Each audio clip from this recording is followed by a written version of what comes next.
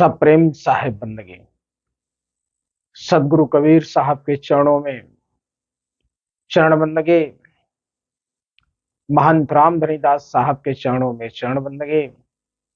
आप सभी श्रोता बंधुओं, भक्तमयी माता एवं बहनों, सभी को सप्रेम साहिब बंदगी। श्रोता बंधुओं, 22 जनवरी को अयोध्या में रामलला के मूर्ति का प्राण प्रतिष्ठान होने जा रहा है। क्या राम को लोग जान पाए हैं? क्या राम को समझते हैं? पहले तो बहुत हर्ष की बात है कि रामलला का मंदिर का निर्माण हो गया और रामलला विराजमान होने जा रहे हैं। यह भी देशवासियों के लिए खुशी की बात है।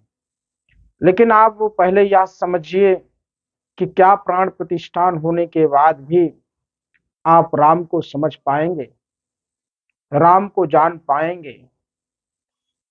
आखिर राम के भारत, राम के द्वारा सोचा गया भारत, क्या हमारा वह भारत देश है? यह पहले आप विचार करिए। या सिर्फ दिखावे के लिए राम की भक्ति करना कि मैं राम भक्त हूं, मैं सच्चा राम भक्त हूं, कहीं आप ऐसा तो नहीं कर रहे हैं? प्राय राम के नाम पर भ्रम फैलाते चले आ रहे हैं। यहां किसी की भावनाओं से को ठेस पहुंचाने का मतलब नहीं है, लेकिन क्या आपने राम को समझा? क्या आपने राम को जाना? कि राम के व्यक्तित्व को समझने की कोशिश की कि राम तो वह सर्वव्यापी और ज्ञानी थे कि जिन्होंने बिना किसी भेदभाव को सबको अपनाया, सबरी के झूठे वेर खाए और निषाद राज को गले लगाया। उन्होंने तो जाति पात का कोई भेदभाव नहीं किया, जीवों पर दया किया। लेकिन आज बहुत सारे ऐसे लोग हैं जो राम को पूजने वाले कहते हैं कि मैं बहुत बड़ा भक्त हूं राम का, लेकिन उनके आचरण उस कैटेगरी में मैच नहीं खाते। तो आप विचार करिए कि क्या आप भगवान राम के बताए गए रास्ते पर चल रहे हैं? क्योंकि प्राय नव युवक या प्रौढ़ हो, वह सब अपने माता पिता का 99% मैं बता रहा हूं, समाज में भ्रांतियां फैले हुए माता पिता का कोई भी सम्मान नहीं करता। 99% इसलिए कह रहा हूं क्योंकि यह मैं समाज में देख रहा हूं। वह चाहे जिस धर्म में हो, वह चाहे जिस जाति में हो, यह विकृतियां फैली हुई है। यह मानसिकता कैसे बदलेगी? सिर्फ मन में राम बगल में छुरी, ये तो ऐसा ही काम हुआ। आप पहले अपने व्यक्तित्व को बदलें, आप अपने जीवन को समझें कि आपका जीवन क्या है। क्योंकि सदगुरु कबीर साहब कहते हैं कि बिना विचार के और बिना मन निर्मल के कुछ काम नहीं कर सकते। आप कहते हैं मैं राम भक्त हूं, आप कहते हैं मैं अल्लाह का बड़ा पैगंबर हूं, अल्लाह को मानता हूं, और आपके नित्य कार्य ऐसे हैं पापियों जैसे।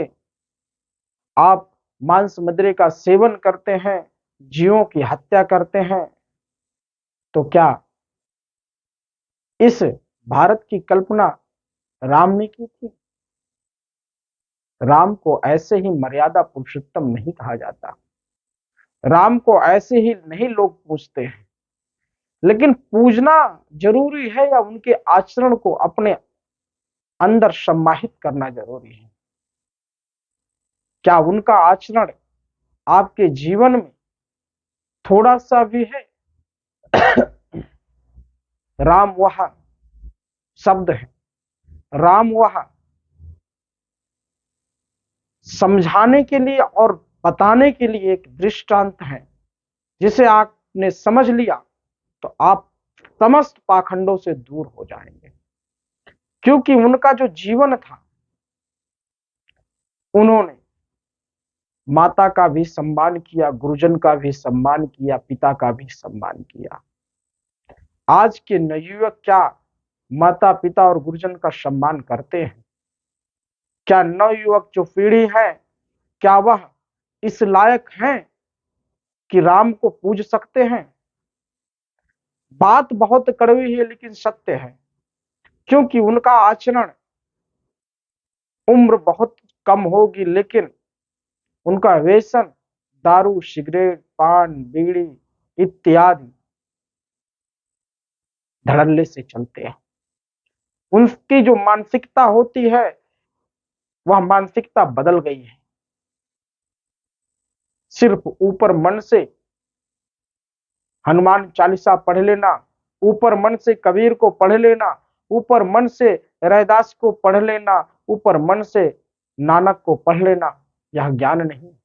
यह ज्ञान का एक अनपढ़ हो, उसे कुछ ना आता हो, वह राम राम करता हो, नानक नानक करता हो, कबीर कबीर करता हो, लेकिन उनको समझता हो, उनको जानता हो, उनके विषय में पूरी जानकारी रखता हो, वह तुमसे बड़ा ज्ञानी होए, वह तुमसे बड़ा पुजारी कहलाएगा।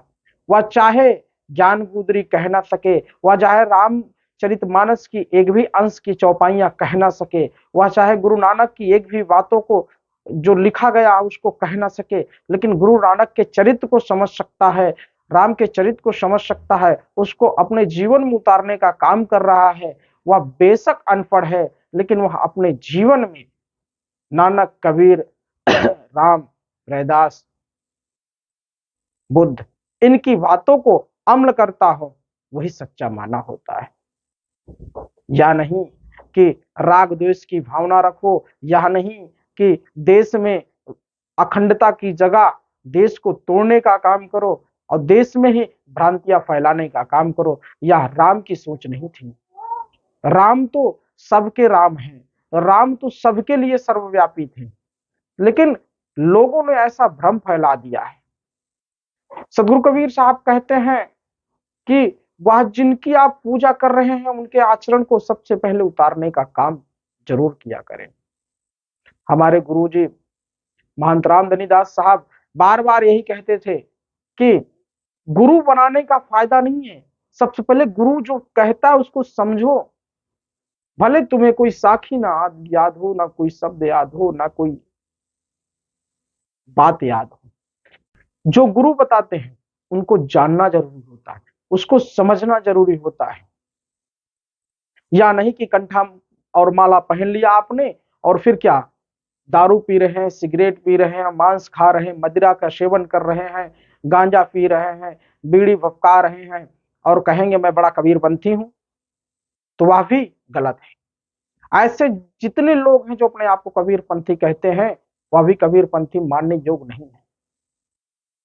यह अकेले राम की बात नहीं हो रही है, यह सत्य है, यह परम सत्य है। उस परम सत्य को जानने की कोशिश करो। किसी को पूजने से आपका भला नहीं होगा, उनके आचरण को पूजो, उनके आचरण को सम्मानित करो अपने जीवन में, तब जाके आपका कल्याण होगा। या नहीं कि दिखावे के लिए उनकी पूजा करो, दिखावे के लिए उनकी आरती करो और बड़ा सा तिलक मंदिरा लगा लो और घूमो और कह दो मैं तो बड़ा बड़ा भक्त हूं।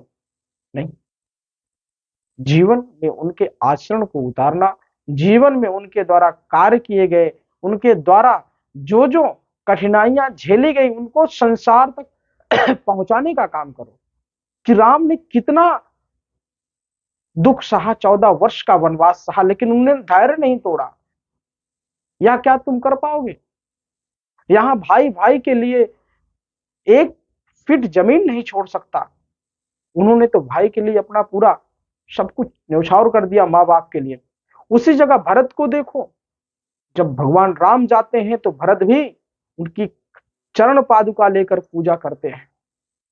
यह वह समय था, आज यह समय है जहां पर लोग भाई भाई का गला काट देते हैं, लोग एक दूसरे की संपत्तियों को हड़पने का काम करते हैं। तो क्या यह आचरण है? क्या यह आचरण होना चाहिए? और तिलक लगाकर राम की पूजा करना, क्या आप राम के साथ धोखा नहीं कर रहे हैं? क्या आप राम को धोखा नहीं दे रहे हैं? विचार करिए, यह सही है?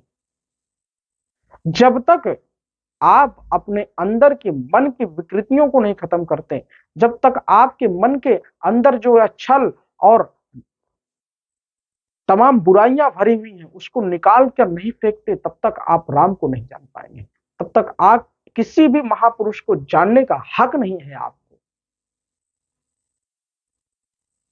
मनुष्य जाति में सद्भावना और प्रेम रखने वाला ही सबसे बड़ा पुजारी होता है, सबसे बड़ा ज्ञानी होता है।